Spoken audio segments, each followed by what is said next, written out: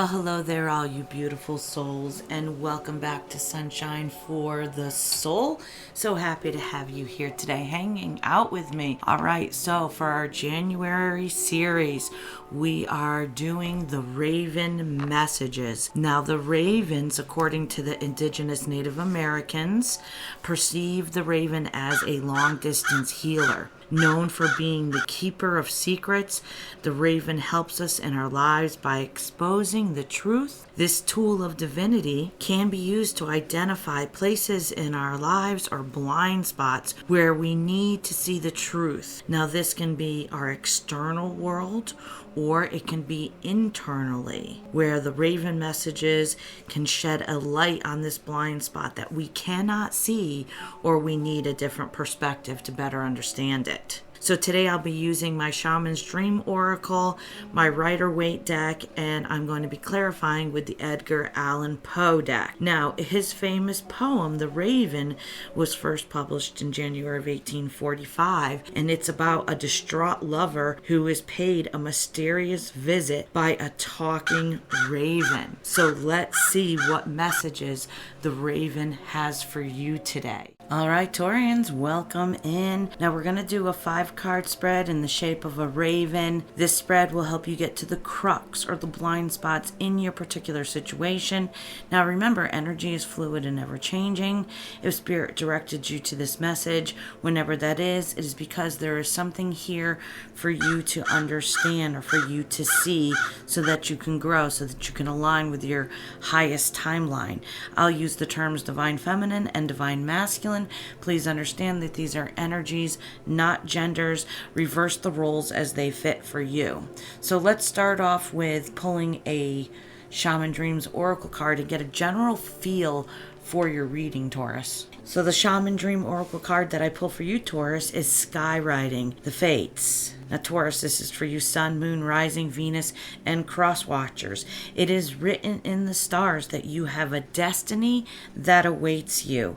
In order to bring your destiny into fruition, you must jump into the adventure with both feet. This is all in, excuse my language, full fuck yeah, okay? So Taurus, wow, that's how we're starting with your reading is, are you ready? Are you ready to step into your fate? Are you ready to walk into that destiny that is your highest timeline, what's meant for you? I just saw 222. All right, let's look at your 5 cards and see what we've got here, what else we need to see, what blind spots we've got going on for you. All right, Taurians. So the first card out is always the biggest energy, right? We have got for you, Taurus, we started with the Fate, and now we have the Magician. 2 very powerful cards together. Now, this first card, this Magician card, is the very first card in the tarot deck in the Major Arcana. The infinity symbol we can see above his head. Some see this as the bond or union between twin flames that's everlasting. Also our bond with Source, that we're never disconnected. The Magician is the master manifester. He yields all 4 of the elements to create. He yields air, water, earth, and fire. Now, he is associated with the planet of Mercury, planet of communication, and his fate is to yield the power to manifest what his heart desires through the power of his communication. Very key here in this first thing we're looking at, the blind spot. Your communication with yourself, your thoughts, your communication with others, your communication with Source is your greatest power. But we also see to manifest, we must be in connection with our Source and with the spirit guide teams because they assist us with any blockages along the way as we're learning how to manifest. I just saw 414. As spiritual energetic beings, we now know we're energy. We know we create everything we see in front of us with our thoughts and our emotions. So in order to create and not just bounce around in the wind karmically and have this happen and that happen, we're learning how to yield that power. We're learning how to be very specific about what we align with, what we bring into our 3D reality, because we're always supposed to be on our highest timeline, what's best for us. I just saw 444, but we get sidetracked and we learn this lesson and we have that karmic relationship, or we go through that pain and suffering. All the these things are experiences that we choose to have as a soul so that we can grow and we can spiritually level up.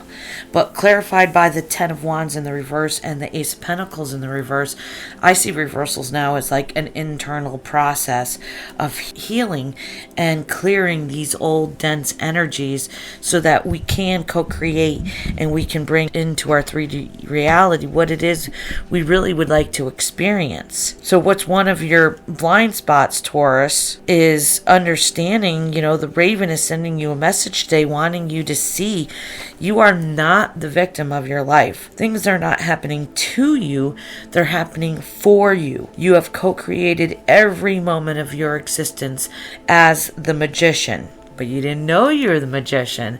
See, that's what was hidden for us. And what's been hidden from you is that you just don't realize, I just saw 600, that you have the power to yield all these elements, to clear out these blockages, and to actually have and manifest what you desire to experience in this lifetime. It's completely up to you. Blind spot? You didn't know you were the magician. You can do magic. You can have anything that you desire. All right, I can't sing, but I do love that song. Let's get on to your next card here. I like this Eight of Swords in the reverse. I really look at reversals as an internal process now. Again, we have an 8, so the infinity symbol is making an appearance again. And swords are about our communications and thoughts. So in the upright, this is self-sabotage. This is self-imprisonment. This is allowing ourselves to stay in our thoughts, in beliefs that are negative and aren't allowing us to grow or aren't allowing us to align. But I like this because this is saying that you've recognized this. This may have been one of your blind spots, but in the reverse, it's, you're now free from your past. You're free from doing that. You're untethered from your old habits and patterns and are open up to the possibilities of what lies ahead. You're no longer letting these limiting self-beliefs plague you. Why? Because we're recognizing and understanding that our thoughts and our emotions are energy. They give out a particular frequency, thus drawing in our experience. What you put out is what you get back.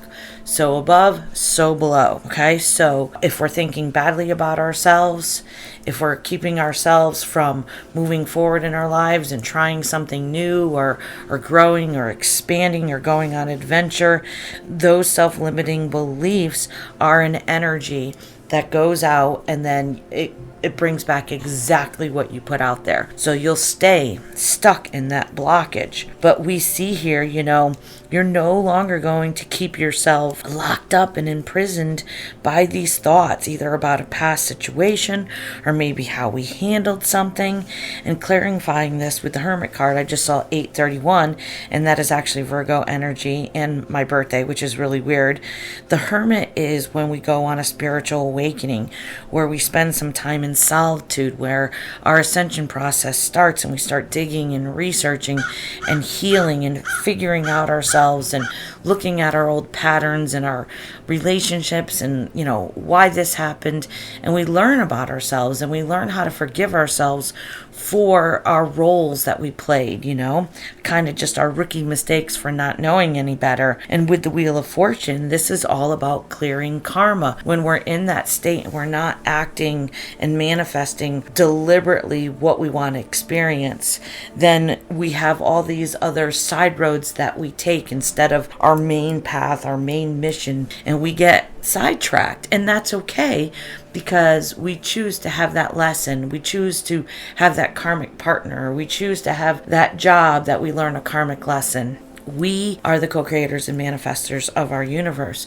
So we pick and choose every experience we want to have, negative or positive. So the blind spot here is, just really understanding that you yield the power to create your own reality. And self-sabotage is definitely a blind spot that is very hard to see when we're in the middle of it. And our self-limiting beliefs from the ego operating system can be very, very relentless. So nice of the Raven to point this out for us today, huh, Taurus? All right, the Ten of Wands. Tens are endings of cycles. Wands are about passions and desires.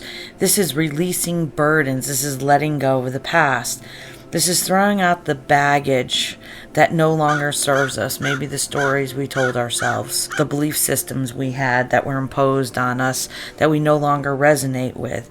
This can also mean removing people, places, jobs, careers, or situations out of our lives that no longer resonate with our new frequency. So basically, this is fine-tuning what we want in our lives, clarified by the Ace of Wands in the reverse and the Magician coming out for the second time. I just saw 1100, this time in the reverse. This is saying that this blind spot that the Raven is showing us is that we cannot manifest with these blockages, with these burdens, with people in our lives that are taking our energy, so we don't have energy to put towards the things that we truly are passionate about. So these blockages keep our frequency low, and it creates a blind spot for our ability to manifest abundance. It literally is like an energetic blockage. So in order to manifest, you have to set intention. You have to know what it is you desire, what you want, and you have to think about it emotionally, imagine it, what it would look like with all your senses. But none of it will come to fruition if you have blockages. Most importantly, if you ever doubt your manifestation. You cannot doubt for 1 second. You always have to hold the faith that your manifestation is going to come into fruition, or else that's, a belief pattern that acts as a blockage. So next we have here the Ace of Pentacles, and this is all about manifesting something in the physical. We see the hand of the universe stretches something out, and it's like, I'm offering you this gift. I'm offering you this ability to have all this abundance. So let's get a couple clarifiers and ask why that is a possible blind spot. Maybe not realizing that abundance is all sitting there waiting for us to kind of just reach out and align with it.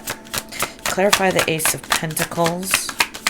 What do we have for the Ace of Pentacles? The World card. So that is a knight going on a journey, going to the castle. He's traveling. He's almost there. And the World card is about traveling. Maybe abundance to you is being able to travel. I just saw 1313.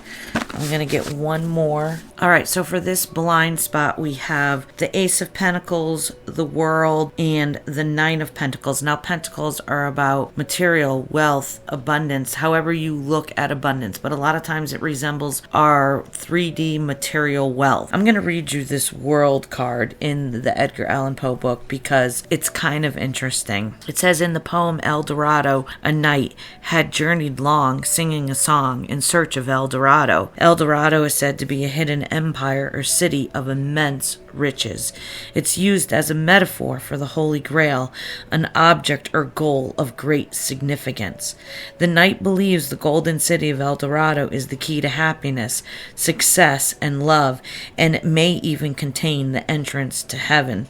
The knight spends his entire life searching for El Dorado until he meets a pilgrim shadow who tells him that the golden city lies over the mountains of the moon down the valley of the shadow. The pilgrim shadow indicates that spiritual treasures such as wisdom, knowledge, unity, wholeness, and enlightenment can be found through death. Only through death and rebirth of your soul can you complete your life's journey. So in this image, we have a knight on horseback. He approaches an elaborate city of gold.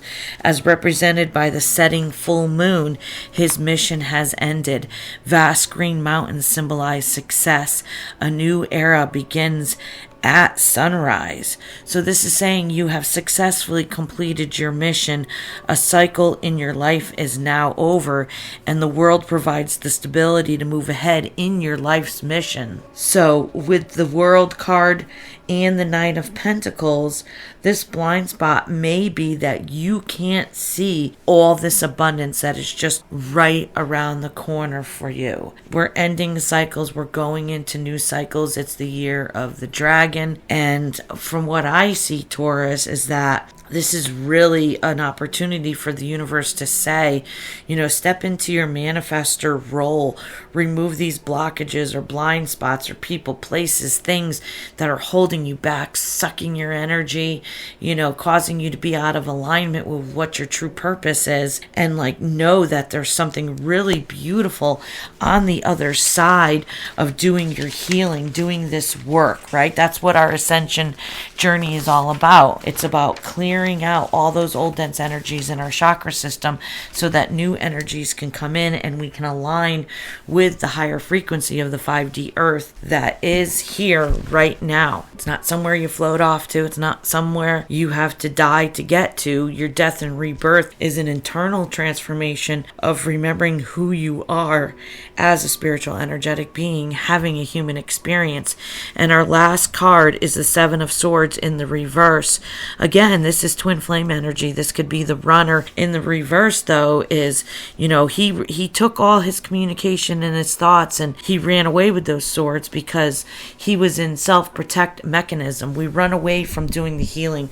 We run away from looking at these things about us that don't really align, because we're scared or because we don't want to face them. We don't want our life to change. This is great because the Seven of Swords in the reverse is saying, no longer running from these things. This is really about no longer running from ourselves. So let me get a couple clarifiers here. I don't need to go any farther. The Moon card popped out, card number 18. We've heard multiple things about the next full moon, which I believe is on January 25th or so, and it is the wolf moon. I'll have a reading coming out for that wolf moon on the 25th, but this moon card for the Edgar Allan Poe series shows two identical twins facing each other, mirroring each other. So you're no longer running away possibly from your twin, right? Because that's what the twin soul ascension journey is all about. They reflect your wounds back to you so that you can heal them. But these two twins are facing each other. They are no longer going to hide or keep secrets or fool themselves or self-sabotage their manifestations, because now they understand that they are the co-creator of the universe. And the moon also represents intuition. Once we heal and we get in touch with source and our spirit guide teams, then we're able to tap into our intuition. So I just saw 1818, by the way. So we no longer need to be held back by these blockages. We no longer need to fight ourselves and self-sabotage our own successes, because now we understand that this is a healing journey. For every experience we have, there will be lessons to learn and healing to be done. But that's the beautiful thing about incarnating on the schoolroom of earth, is that we're able to spiritually level up as a soul and be able to go to higher levels, to be able to create and manifest quicker and quicker. Instant manifestations are possible right now in our world in the 4D and 5D frequency. So, Taurus, I hope this helped you. I hope it enabled you to see some blind spots that may have been hindering you from this beautiful abundance that the Raven gave you a little peek of that abundance, what's around the corner, that castle, that fulfillment, that stability. It's right there for us. We just have to do the work, and we have to clear the blockages, and we have to align our manifestations to come into our 3D reality. Because like we said, skywriting, the fates, it's written in the stars. You control that, though. You co-create with source what it is you want to experience on this earth. So if you dug this message and it resonated with you and you don't want to lose me in YouTube land, subscribing would be very, very awesome. Liking, sharing, all those energetic exchanges help these messages circulate and help other people spiritually grow. And I'm super excited about being part of that. Loved for you to hang out with me today. And I will see you at your next reading, Taurians. Peace and love to you all.